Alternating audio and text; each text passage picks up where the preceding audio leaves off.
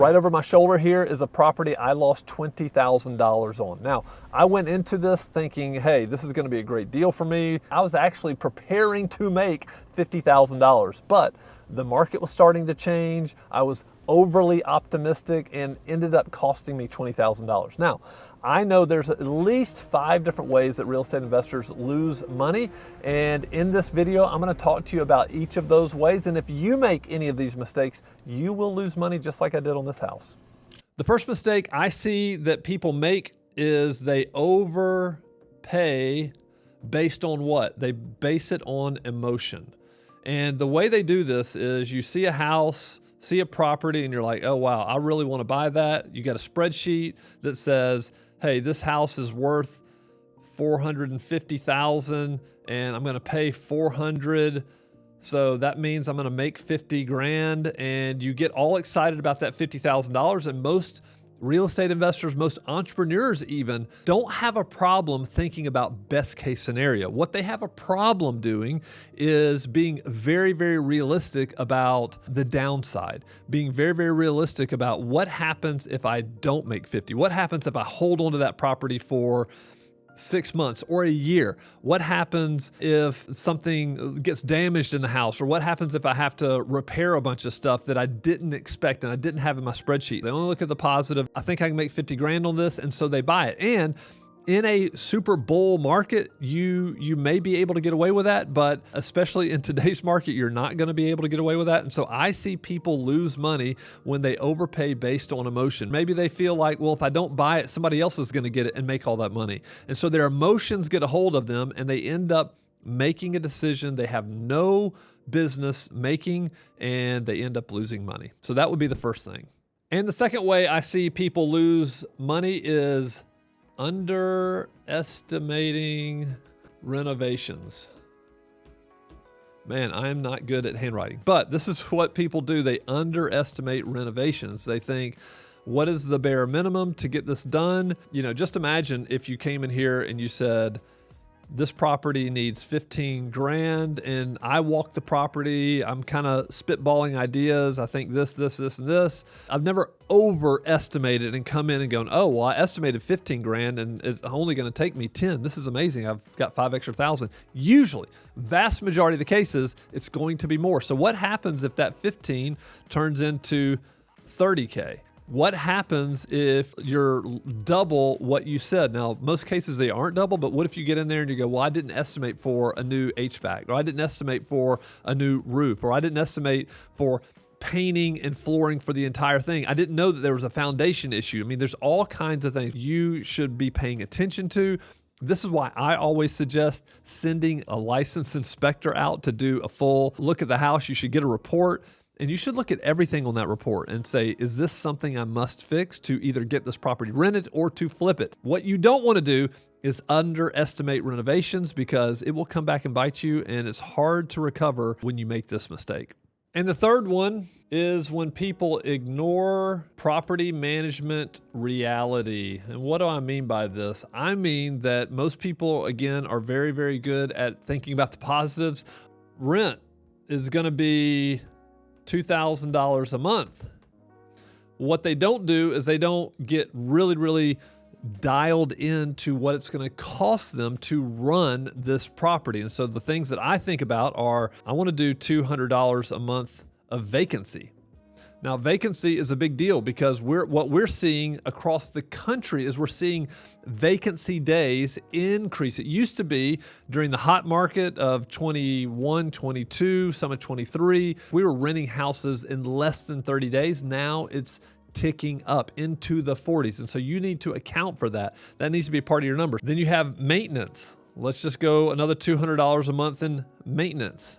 This is a big one because a lot of people underestimate the maintenance expenses. If you're a homeowner, you don't always fix things at your house. I get that. However, your resident is going to want things fixed, and they're going to want it fixed as soon as it breaks. So this is one that a lot of people underestimate. Then you've got PM fees, and I'm going to say $200 a month. That would be 10%.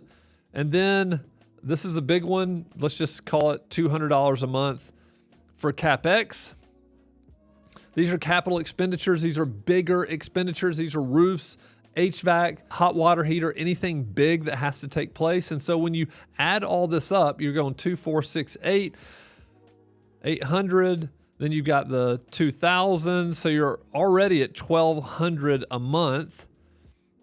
And that is before debt payment, right? This is not factoring in your financing on your property, on the money borrowed for the property. And so if you think about it, interest rates are higher. That's going to eat into some of your cash flow too. So ignoring the reality of property management is a huge mistake that I see people make. All right, fourth, trusting wholesalers and turnkey providers. Now, I have to be careful here because I was a wholesaler and I've bought houses from turnkey providers before. So I'm not going to put a blanket statement on everybody, but you need to be dealing with somebody who is very, very reputable. I get deals almost every single day in my inbox, and I'm pulling these deals up. I'm looking at them because I'm looking for a property. I've seen some ARVs on properties that were like $200,000, and yet I know that there is no retail market in this area, meaning there's no way you're going to get $200,000. So the ARV may be $200,000, and maybe somebody pulled a comp from 2 miles away in a completely different zip code in a completely different area, especially in some of these like Class C areas. It's really neighborhood to neighborhood, street to street. And so you have to be very, very careful.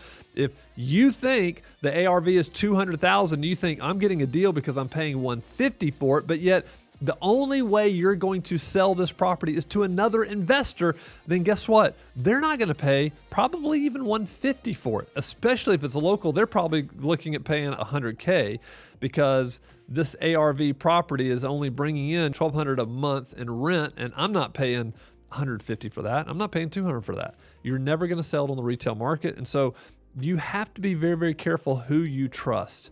You have to make sure you're looking at the numbers correctly. So I would get different opinions, varying opinions. If you get something that says ARV's 200,000 or whatever it is, go check with a few unrelated sources just to make sure that it's a retail market, even though a house is not completely liquid, that you could get your money back. But this is a big one. I see a lot of people make mistakes here.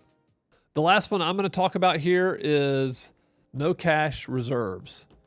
Or low cash reserves, no or low, whichever one. Let's just say you have in your account $3,000 and you're like, oh, I'm pretty good because I'm cash flowing $250, $300 a month. And so my plan is to build that up over time. What happens if you get a call from your property manager and it's July and the AC has gone out?